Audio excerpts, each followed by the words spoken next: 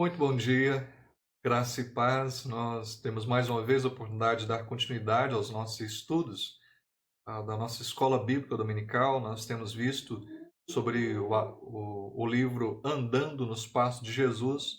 O autor é Larry McCall. E hoje nós trataremos de mais um assunto. O assunto é Sofrendo como Jesus. Sofrendo como Jesus.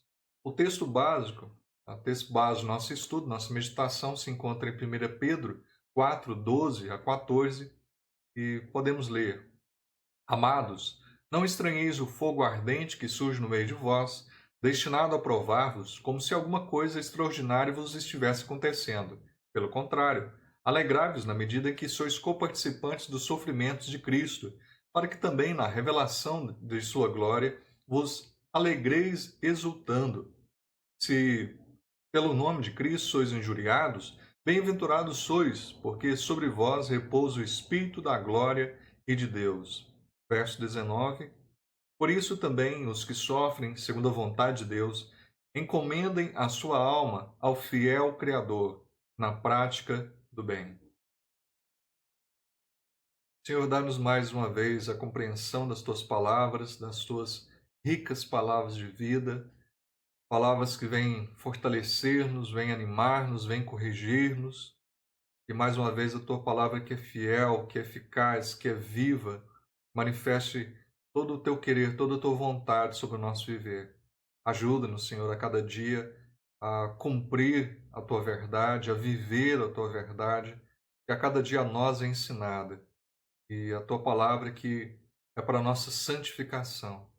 Certamente o Senhor nos tirou do inferno e hoje não só o Senhor nos tirou do inferno, mas hoje o Senhor tira o pecado de nós.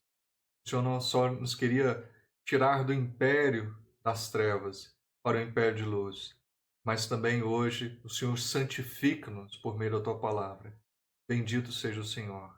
Em nome de Jesus Cristo. Amém.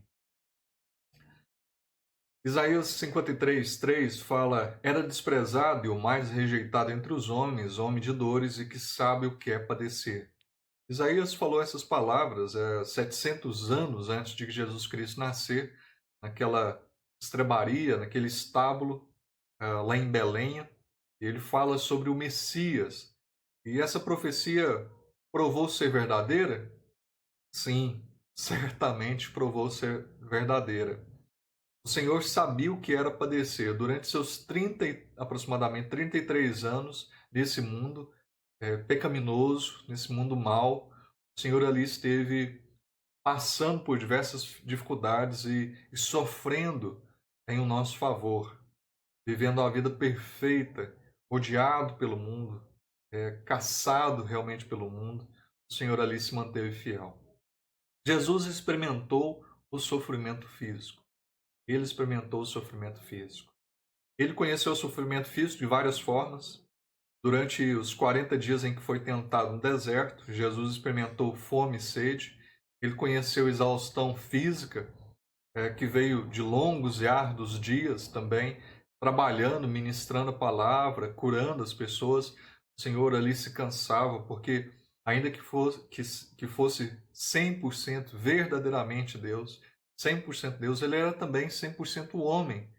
O Senhor se encarnou, era verdadeiramente homem, um verdadeiro Adão que veio nos substituir, só que um Adão melhor, um Adão perfeito, que veio cumprir tudo aquilo que era segundo exigido a lei. O Senhor ali realmente o praticou em nosso lugar. Ele bebeu plenamente o cálice da dor na forma da execução. Nós sabemos da sua crucificação, mas não só da crucificação, até as chicotadas ali, todo o escárnio, a coroa de espinhos, tudo. O Senhor não fez nada, ele se manteve ali quieto e sofreu e padeceu, passou por tudo aquilo, aquele momento aquele seu momento de paixão. Jesus experimentou a dor da rejeição também, não só a dor de sofrimentos físicos. Jesus também conheceu a dor da rejeição, e não por estranhos, mas por companheiros, por pessoas que realmente ele passou um tempo, conhecia. De fato, o apóstolo João, que foi um dos companheiros mais próximos de Jesus, percebeu essa dolorosa realidade. João capítulo 1, versículo 11. Vou abrir. João capítulo 1, verso de número 11. Veio para o que era seu, e os seus não receberam. Veio para o que era seu, e os seus não receberam. Então, aqueles que deveriam recebê-lo, aqueles que tinham a palavra em suas mãos, aqueles que foram separados para amar e glorificar ao Senhor, e que lhes foi avisado que num determinado momento viria o Salvador, o Redentor para suas vidas, esses rejeitaram a Cristo. Esses não permaneceram firmes, fiéis a Ele. Apesar de Jesus ter experimentado um curto período de popularidade, veio o tempo em que muitos dos seus discípulos o abandonaram e já não andava com ele. João 6, verso 66. Ali no momento, realmente, no momento do aprisionamento, os discípulos ali fogem e o Senhor então fica ali só. Essa dolorosa rejeição, o ápice dela, realmente nós vemos, culminou naquela tarde que se transformou em trevas ali em meio ao dia, quando da morte do nosso Senhor e Redentor na cruz do Calvário. Jesus olhou para a cruz e viu que olhou ali da cruz e viu que seus seguidores, os seus amigos, não estavam ali. Estava ali tão somente João. Depois do primeiro momento ele fugiu, mas ali na cruz ele se aproximou, e algumas mulheres. Aqueles que estiveram com ele, aqueles seus apóstolos, que foram seus amigos mais próximos, que conheciam, que conviveram com ele, não estavam ali com ele naquele momento, mas preferiram se colocar em segurança, longe do seu Redentor que estava crucificado, provavelmente também com medo de terem o mesmo destino do seu Mestre. Então, ali a última dor da rejeição veio quando Jesus bradou: Deus meu, por que me desamparastes? Mateus 27, 46. Por que Jesus pega e fala isso? Deus meu, por que me desamparastes? Ali na cruz, nós vemos que Cristo, aquele que esteve em perfeita comunhão com Deus o Pai, Deus o Espírito Santo, desde a eternidade, naquele momento, Deus o Pai se silencia. Nós percebemos o silêncio. Nós não percebemos o amor, mas a ira, a cólera de Deus o Pai. Nós não vemos como no batismo, nós não vemos em outros momentos, quando na transfiguração, Deus o Pai falando: Este é meu filho. Naquele momento da crucificação, Deus o Pai se silencia, porque na verdade Jesus estava assumindo o nosso lugar. Então, aquele momento de rejeição, ele passou porque era Deus rejeitando a nós, pecadores, rejeitando aqueles que desprezaram o Senhor. E Jesus, então, passou por isso em nosso lugar, sofreu essa rejeição, esse momento de silêncio, esse momento de agonia, de não ter o favor, o amparo, o sustento, o ânimo, o conforto de Deus naquele momento. Mas toda a cólera, todas as tribulações, todo sorver o cálice da ira de Deus, Jesus Cristo assim o fez, por amor a você, por amor a mim. Jesus experimentou também o sofrimento espiritual. Jesus também experimentou um tipo de sofrimento espiritual desconhecido para você, para mim. Ele não possuía pecado, ainda que tivesse de viver nesse mundo poluído por pecadores, por pecados, né? E eu A gente não tem dimensão de pensar o Santíssimo, o ente santo de Deus, o perfeito, Deus que é santo, santo, santo, plenamente santo, que realmente não admite impureza. De repente, o nosso Senhor Deus, a pessoa de seu Filho, se encarna e vem em nosso favor e convive conosco. Mais perto, eu acho que a noção é alguém que às vezes trata de vai no chiqueiro e um chiqueiro não é agradável. Certamente os nossos pecados não eram agradáveis às narinas do Senhor Jesus. Diferente, por exemplo, lá no Antigo Testamento, como faziam ali, faziam um incenso, que é como se fosse algo gostoso que chegaria à presença de Deus, simbolizando as orações, algo agradável ao Senhor. Os nossos pecados, eles são totalmente contrários, mas algo asqueroso, realmente. E até a palavra do Senhor nos fala que os nossos pecados fazem separação entre nós e o nosso Deus. E Jesus passou por isso. Ele, durante todo esse tempo, aguentou, suportou ver toda a maldade ao seu redor e perceber ali ao redor realmente os homens pecadores. Com isso, ele experimentava um tipo de sofrimento que para nós é impossível de entender, de conceber. E Jesus, o único que não conheceu o pecado, realmente se fez pecado por nós, segundo Coríntios 5:21. Se fazer pecado por nós, porque ele não tinha pecado, mas ele assumiu o nosso pecado em o nosso lugar. Ao contrário da expectativa que a maioria das pessoas tinha ao procurar pelo Messias, a marca de Jesus era ser desprezado e o mais rejeitado entre os homens, homem de dores e que sabe o que é padecer. Não era de honras, de glórias, de mordomias, mas era de rejeição, de dor, de sofrimento. Como Jesus poderia ter respondido ao sofrimento? O que Jesus poderia ter feito se o quisesse? Nosso Salvador usou do seu direito, Nosso Salvador usou de seu direito divino e por acaso reivindicou aqueles que o feriram. Por acaso ali na cruz o Senhor pegou e mandou fogo sobre os soldados romanos ou fez com que eles virassem pó? Certamente o Senhor poderia ter feito, já que pelo poder da sua palavra, e Jesus estava lá na criação, pelo poder da palavra do nosso Deus, o homem vê a existência do pó, e com certeza o Senhor poderia ter feito todo mundo ali virar pó de novo. Mas Jesus não fez isso. Ele não fez isso. De fato, por não possuir pecado, seus sentidos, suas emoções eram perfeitos. Jesus passou por vários tipos de sofrimentos de modo perfeito. Nenhum pecado esmoreceu seus sentimentos, afetou seus sentimentos. Nenhuma couraça ali envolveu o seu coração.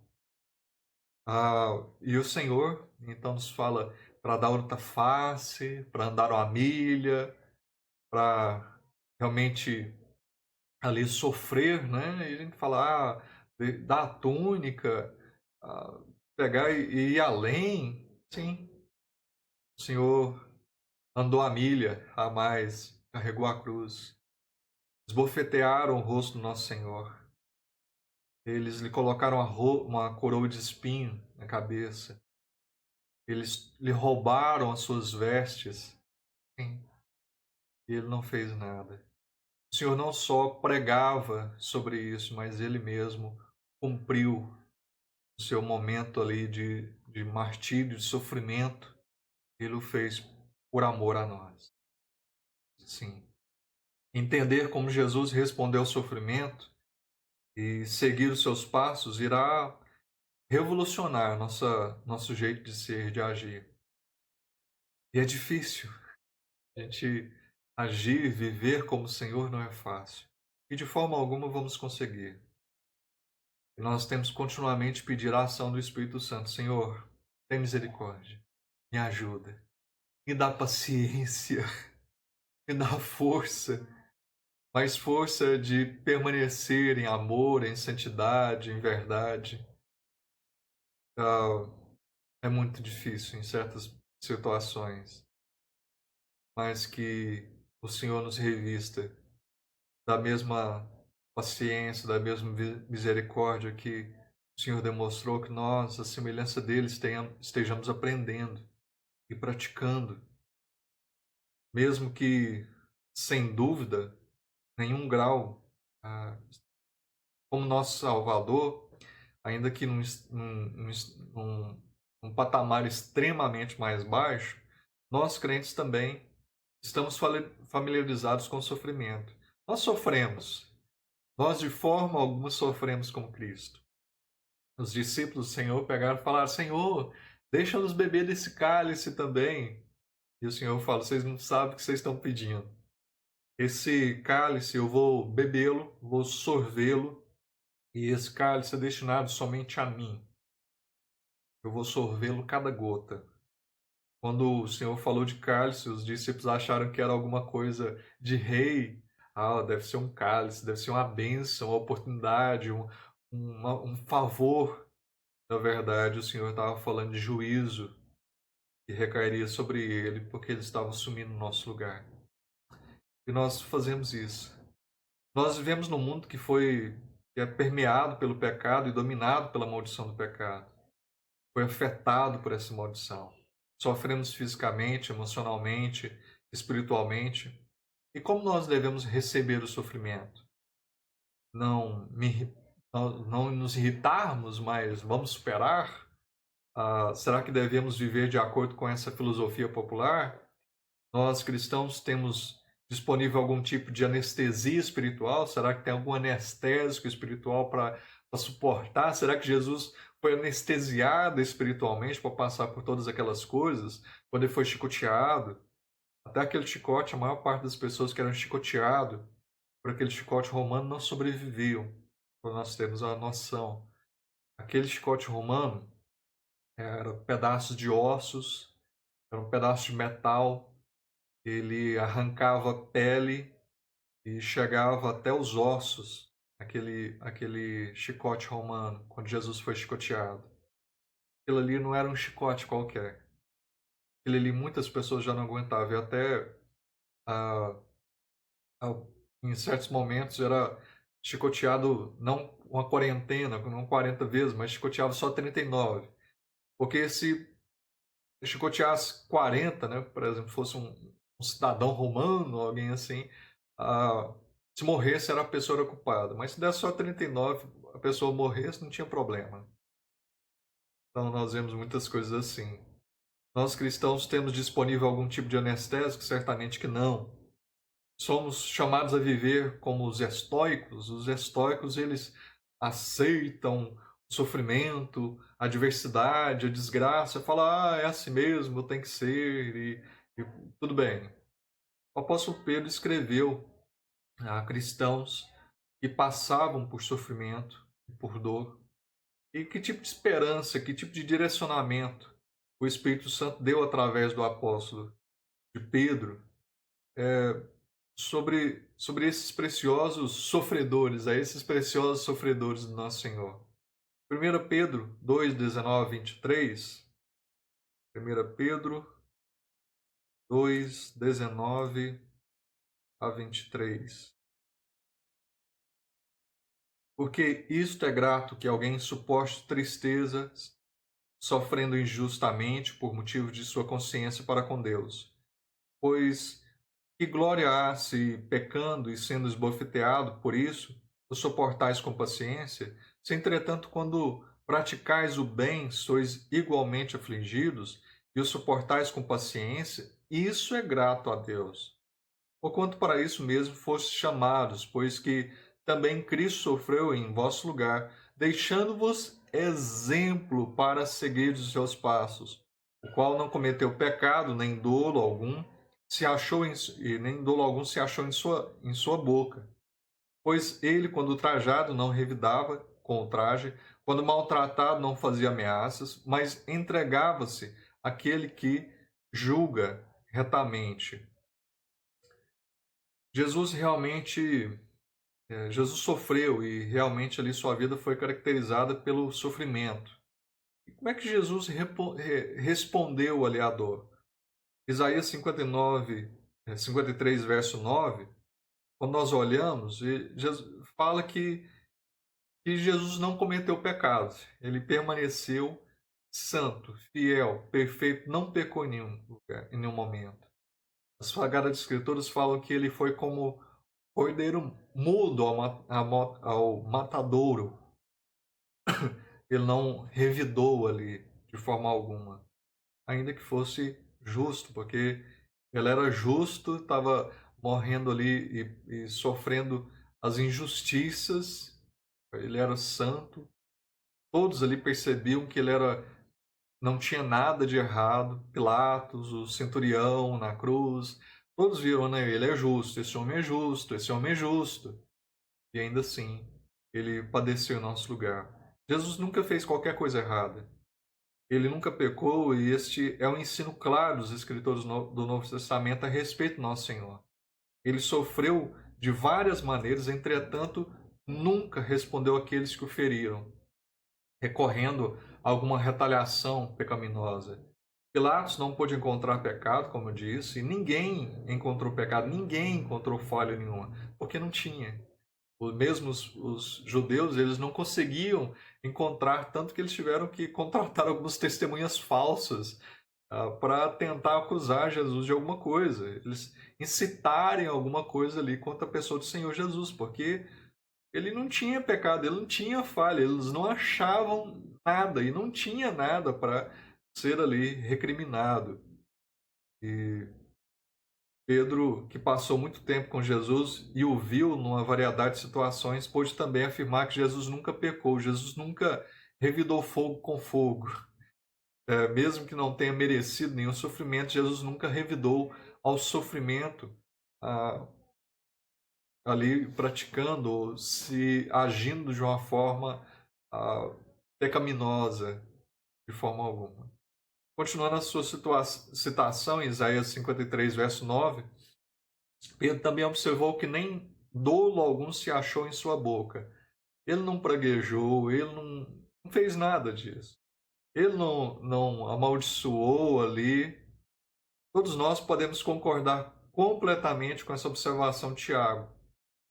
Em Tiago 3, verso 2, que ele diz: porque todos tropeçam em muitas coisas. Se alguém não tropeça no falar, é perfeito varão, capaz de refrear também todo o corpo. E certamente Jesus era perfeito varão. Ele não pecou e não pecou jamais. Nenhuma palavra indecente, maligna saiu de sua boca. Era santo, era perfeito, era amável. As suas palavras eram justas, as suas palavras. Mesmo quando sofria severamente, Jesus nunca provocou ou procurou proteger-se ou aliviar sua dor, usando de mentiras ou engano. Mas ele permaneceu firme. Jesus não foi só tentado lá no deserto, Satanás, mas em todo o tempo, Satanás tentava fazer com que Jesus realmente amaldiçoasse e desprezasse o caminho da cruz e desistisse do caminho da cruz. Mas Jesus permaneceu fiel a Deus o Pai, amou a Deus o Pai em todo o tempo. Pedro acrescenta em sua observação pessoal, pois ele, quando trajado, não revidava com ultraje. 1 Pedro 2:23. E pensemos sobre isso, né? Sobre os horrendos, absurdos insultos que o nosso Senhor sofreu. O Santíssimo, o Deus Todo-Poderoso, que habitava desde a eternidade e ouvia, era o canto dos anjos, os anjos falando santo, santo, santo, e glorificando, exaltando ao Senhor.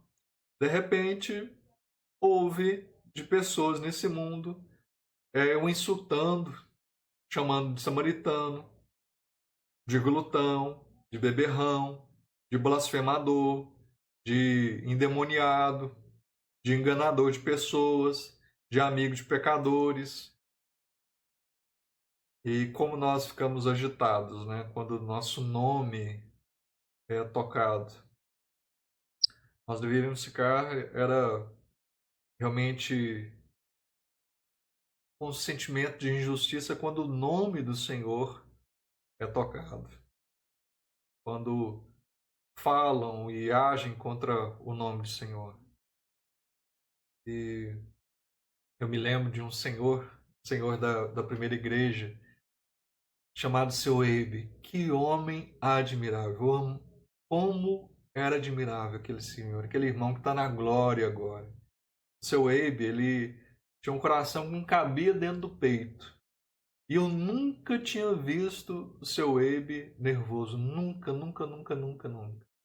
Mas uma vez, uma reunião, o seu Abe era um presbítero, ele estava ajudando em uma igreja onde eu pastoreava. Em certo momento, aconteceu que o nome da igreja poderia vir a ser envergonhado. E naquele momento, eu vi o seu Abe demonstrando ali seu sentimento de justiça, irando, mas irando uma ira justa, demonstrando ali, olha, de forma alguma a gente pode deixar isso, o nome do Senhor tem que ser preservado, o nome da igreja de Cristo tem que ser cuidado, preservado, exaltado. Um homem que eu nunca vi, ele sofria os insultos, ele sofria e passava por muitas coisas, mas um cristão que passava de forma mansa, tranquila. Mas uma única vez, quando o nome do Senhor estava ali realmente sendo posto de forma a ser caluniado, ele demonstrou então ali sua ira justa, demonstrou, não, isso não. Nós temos que, então, nós não podemos aceitar e nós temos que realmente lutar e buscar realmente que o bom nome do Senhor seja preservado. Nós temos buscado isso. A gente gosta muito é que o nosso nome seja preservado, que o nosso nome seja exaltado. E por isso, certamente, o Senhor fala para a gente segui-lo, nós seguirmos, nós temos que negar-nos, negar ao nosso eu. Negue-se, tome a cruz e siga-me. Negue-se, tome a cruz e siga-me. Não é, venha, faça a sua vontade, tome uma coroa e me siga, e faça o que você quiser. Não, venha, negue suas vontades, tome a cruz e venha pelos mesmos passos meus. Que o Espírito Santo nos dê capacidade para isso. Quando nosso Salvador estava pregado na cruz, aquelas mesmas pessoas corruptas continuaram suas agressões. Os soldados romanos, até um dos ladrões na cruz ali praguejava e criticava e caçoava de Jesus e falava: salva muitos, se salva, desce dessa cruz, mas você não é rei. Um se arrependeu, mas um não. E certamente o Senhor ali não revidou. Imagine como nós nos sentiríamos recebendo insultos e insultos de forma realmente merecida. Como nós nos sentiríamos? Certamente a gente sabe como é receber um insulto de forma imerecida. Mas o Senhor nos ensina a não revidar mal com mal, insulto com insulto, mas praticar o bem. É ser cristão. Ser cristão não é vestir uma roupa diferente, falar Pai do Senhor só. Ser cristão é ter a mente de Cristo, uma mente moldada segundo a palavra de Deus. Os nossos corações transformados, o nosso sentir, o nosso agir, o nosso pensar totalmente sujeito à vontade perfeita de Deus revelada nas Sagradas Escrituras. Isso é ser cristão. Não é isso que a gente tem visto aí muitos falando que são cristãos. São cristãos só de nome e não de fato, de verdade. Pedro acrescenta: quando maltratado, não fazia ameaças. Como descreve Mateus, aquela horrível manhã, Jesus fora flagelado, despido, escarnecido, cuspiram, além de bater em sua cabeça, também colocaram uma coroa de espinhos, Mateus 27, 26 a 31. Nenhum dos seus sofrimentos foi merecido. Ele nada havia feito. E ainda assim ele não fez ameaça nenhuma. Ao invés de revidar com ameaças, as palavras que saíram da boca do Senhor lá na cruz foram: Pai, perdoa-lhes, porque não sabem o que fazem. Perdoa-lhes. A gente tem que aprender isso. Senhor, perdoa-lhes, perdoa-lhes. E a gente pega e fala, mas é difícil demais, é muito complicado. Ele era Jesus. Mas Jesus, ele, como nós bem sabemos, ele não estava anestesiado fisicamente nem espiritualmente. Ele passou como qualquer um de nós, ele suportou como qualquer um de nós. E tantos outros santos passaram e suportaram muitas coisas, à semelhança do nosso Senhor. Como o Senhor nos deixou exemplo, viveram e demonstraram e buscaram a vida santa. Tem o saudoso reverendo Russell Shedd, e o Dr. Russell Shedd, a filha dele disse certa vez sobre ele: eu sei que meu pai é pecador, mas eu nunca vi ele pecar. Olha só, coisa maravilhosa. Ela falou: olha, eu sei que meu pai é pecador, porque a Bíblia diz que nós somos pecadores, nós somos pecadores. Eu sei que meu pai é pecador, eu sei disso, eu tenho certeza disso, mas eu nunca vi ele pecar. Que testemunho maravilhoso. E certamente quem conheceu o Dr. Shedd via uma pessoa esplêndida também, uma pessoa maravilhosa, alguém diferente, alguém transformado e transformador, alguém transformado pela palavra de Deus e que transformava vidas pelo seu exemplo e pela pregação fiel da palavra. E a gente então realmente vê que não é só a pessoa de Cristo, mas ele nos deixou exemplo e outros tantos, milhares, viveram e sofreram. No final de sua vida, até o Dr. Shedd, ele estava com câncer. Ele pega e fala: nossa, eu tô feliz porque eu tô podendo sofrer um pouquinho agora para a glória de Deus. Como se ele nunca tivesse sofrido. Alguém que foi um missionário, um pastor e que foi em diversos lugares e que foi perseguido. E ele pegou: não, agora que eu tô sofrendo. Eu já tinha sofrido demais. Mas ele pega e dá graças a Deus até pelo câncer que ele estava passando. Que bênção! Ele agradecia pelo câncer. E ele sentia mais perto de Deus naquele momento. O Senhor o confortando, sustentando naquele momento difícil, com a sua palavra viva, o amparando, confortando. Como ele pôde fazer aquilo? Como Jesus pôde fazer aquilo? Como Jesus pôde receber todo aquele horrível sofrimento sem revidar? Ele certamente sentia dor, e ele não estava anestesiado, como já dissemos. E como pôde sustentar-se sobre a dor do injusto sofrimento? A chave para entendermos esse aspecto da vida do nosso Senhor encontra-se na curta frase que Pedro fala: mas entregava-se àquele que julga retamente. Mas entregava-se àquele que julga retamente. Julgava retamente. Será que era Pilatos? Não. Será que eram os líderes judeus? Certamente que não. Ele se entregou a Deus o Pai, que julga retamente. Deus não poderia deixar o meu pecado, o seu pecado, sem justiça. E deveria haver, sim, julgamento. Deveria ser justamente, de uma forma correta, receber a ira de Deus, a cólera de Deus por conta do pecado.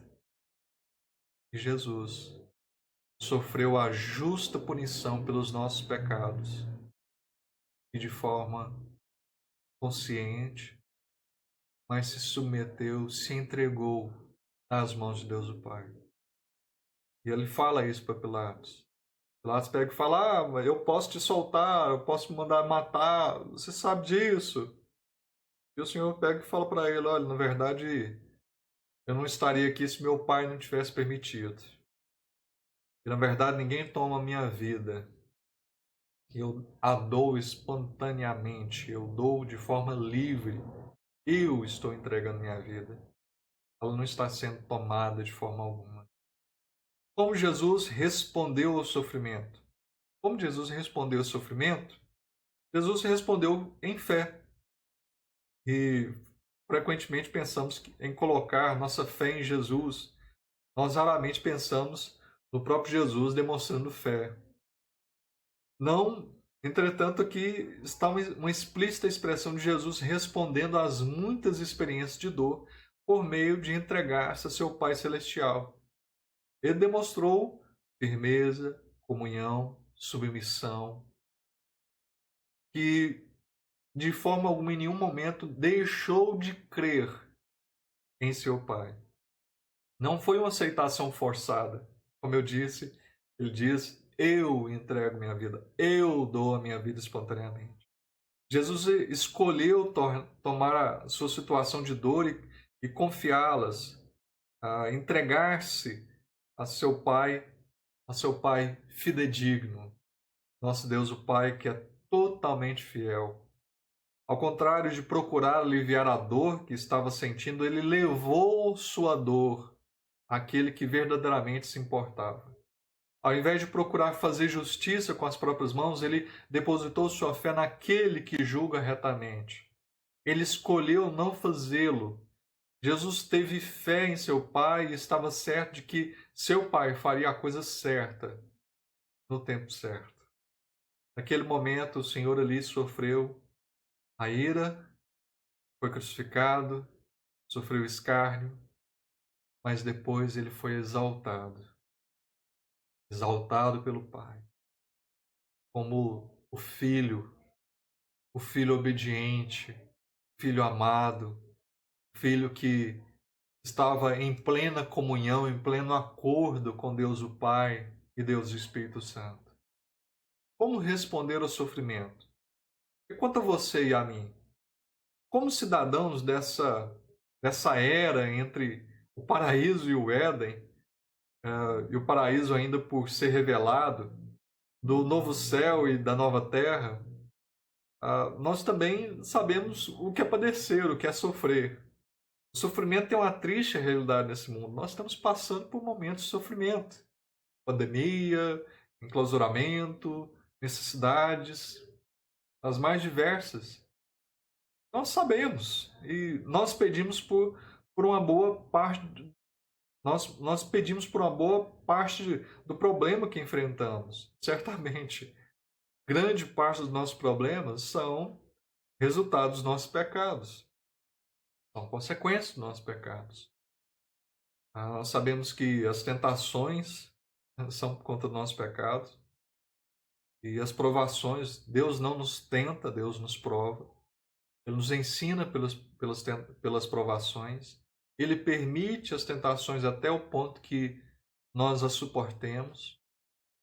Mas o Senhor, a cada dia, nos molda, faz crescer, nos faz prevalecer, não permite que nós caiamos de forma indefinida, que nós estejamos perdendo a fé, não existe como, uma vez que somos salvos em Cristo, e Cristo morreu ali na cruz por nós, nenhuma de suas ovelhas pode então ser arrebatada de suas mãos. As 100 ovelhas vão estar ali no aprisco. Ele vai estar com as 100, todas elas, todo o rebanho, ali debaixo dos seus cuidados amorosos. Mas, por outro lado, há momentos em que enfrentamos sofrimentos que não pedimos. Tem momentos que nós suportamos sofrimentos que não foram por conta de pecado. Não foram por conta de ações, de consequências de nossas ações malignas, perversas, como foi o caso de Jó. Até o Senhor Deus fala: meu justo, meu servo, o justo Jó. Ele estava justo, ele não era uma pessoa iníqua, ele não passou por aquelas adversidades porque era mal, porque pecou e foi consequência de pecado. Não. A gente sabe bem o que aconteceu, Jó não sabia, porque não foi lhe falado. Mas foi lhe falado para lembrar de quem que Deus era. o Todo-Poderoso, para ele permanecer confiando nele, que o Deus Todo-Poderoso criou todas as coisas e que estava no controle de todas as coisas, que tinha todo o poder, sabia muito bem o que fazer. E para que esperasse então, permanecesse firme nele, nesse entendimento. Vivemos num mundo cheio de pecados, lidamos com pecadores, enquanto vivemos nosso dia a dia em nossa comunidade, nosso local de trabalho, nossa escola e até mesmo em nossa casa. Nós convivemos com pessoas falhas, nós convivemos com dificuldades diversas e nós temos que rogar ao Senhor. Como devemos responder ao sofrimento? Como podemos nos sustentar sobre a dor do sofrimento injusto? Devemos nós, em tudo, dar graças, agindo apenas como se a dor não afetasse os verdadeiros cristãos? Ou, na verdade, a gente vê até de Jó, né? A sua mulher falando: amaldiçoa esse teu Deus e morre. Mas ele pega e fala: você tá louca? De forma alguma eu vou amaldiçoar aquele que todos os anos de minha vida tem me tratado com bondade, que me deu tudo e que me sustentou todos os dias.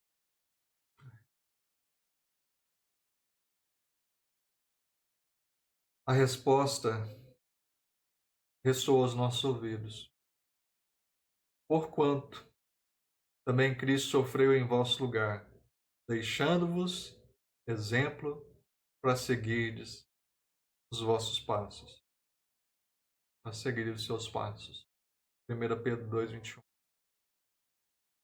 Ele nos deixou exemplo de sofrimento. Siga-me. Tome a cruz. Siga-me. A cruz, que é um símbolo de vitória para o crente, do que Cristo cumpriu lá na cruz, da nossa justificação pelo sangue de Cristo, para os romanos, para os gregos, para as pessoas daquela época, era alguma coisa repugnante, porque era um símbolo de maldição para os judeus, era um símbolo de tortura terrível para os romanos, de os piores criminosos. Para os gregos pensarem: não, peraí, você está falando que o Deus Todo-Poderoso se encarnou e se humilhou se entregando na cruz, ele morreu, ele sofreu. Aquilo era inconcebível na mente deles. Mas Cristo fez isso e fala: siga-me, siga-me. Muitos têm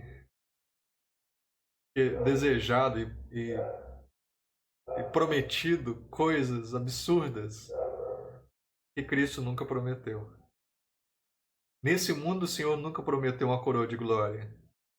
Nesse mundo o Senhor não prometeu riquezas.